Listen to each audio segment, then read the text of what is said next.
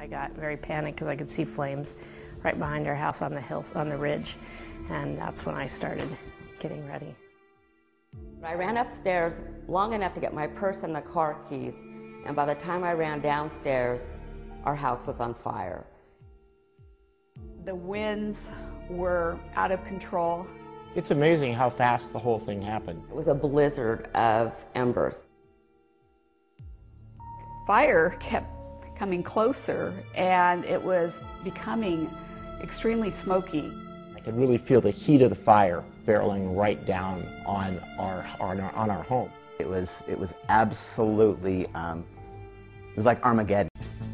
Wildfires can be as unpredictable and uncontrollable as the winds that often drive them. Fire moves dangerously fast. It is wild, powerful, and erratic.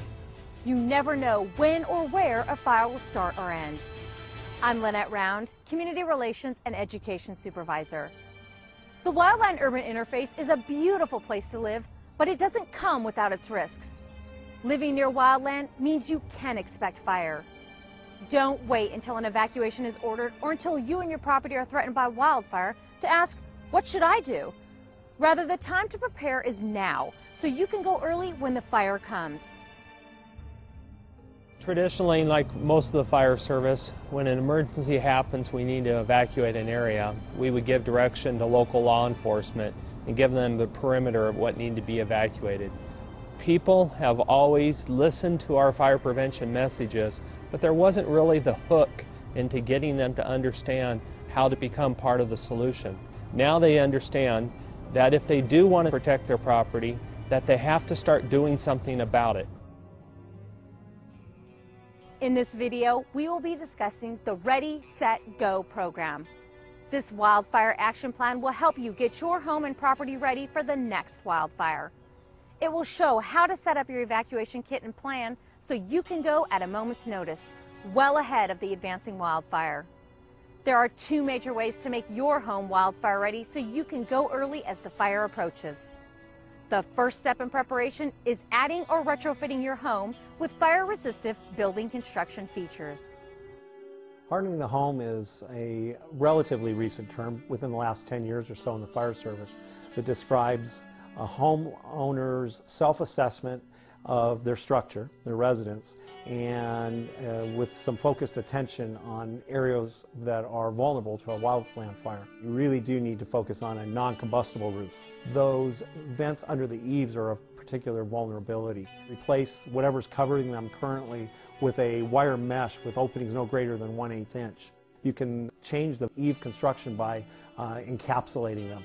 Some of the other things that are primary is having dual pane windows, preferably with tempered glass. Stucco exteriors are much more resistant to fire. Even when you harden a home, it doesn't mean that the structure is fireproof. There is no such thing.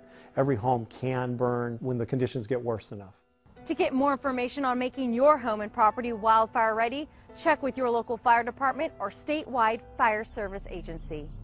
I know these measures may seem daunting, but consider this. Every year, wildfire destroys hundreds of homes. However, it is estimated that 80% of those homes lost could have been saved if their homeowners had only followed the simple fire-safe practices mentioned in this video. As the fire approaches, ignoring an evacuation order can be a matter of life and death and should not be taken lightly. Know all the consequences. Firefighters always recommend that you comply with any evacuation order and go early. Staying and ignoring an evacuation order may be a fatal mistake. You may be trapped by the fire and may not be able to get out. To avoid this, be ready for evacuations well before they are ordered. Before ignoring an evacuation order, be aware of this important fact. Most brush fire fatalities occur when people change their mind about staying, evacuate too late, and are overtaken by a fast-moving fire. Human nature will cause people at the last minute to panic when they see this much fire. And the time I backed the car out, our entire block was like leaving. It was near impossible to get out. Our front yard's on fire and we were stuck in a line of cars trying to get out of our neighborhood. staying too late and deciding at the last minute that this is way too hairy and I want to get the heck out of there. That's why we're trying to talk to you now and let you know that it's going to be really, really bad. And don't stay. Go early. Get out of the house. Do the best you can and let us do our job. Leaving early gives you and your family the best chance of surviving a wildfire. It also helps the firefighters by keeping the roads clear and enabling them to move more freely to do their job. The earlier you go, the less chance there is of being caught in fire, smoke, or road congestion. When we're looking at an evacuation, we have to give ourselves enough time for that entire area to evacuate. So you can't look at it as just how long is it going to take me personally to evacuate, because you're not accounting for a lot of different things that could potentially go wrong. My recommendation is that you leave and you leave early. It's safest. You can replace property, but you can't replace your life.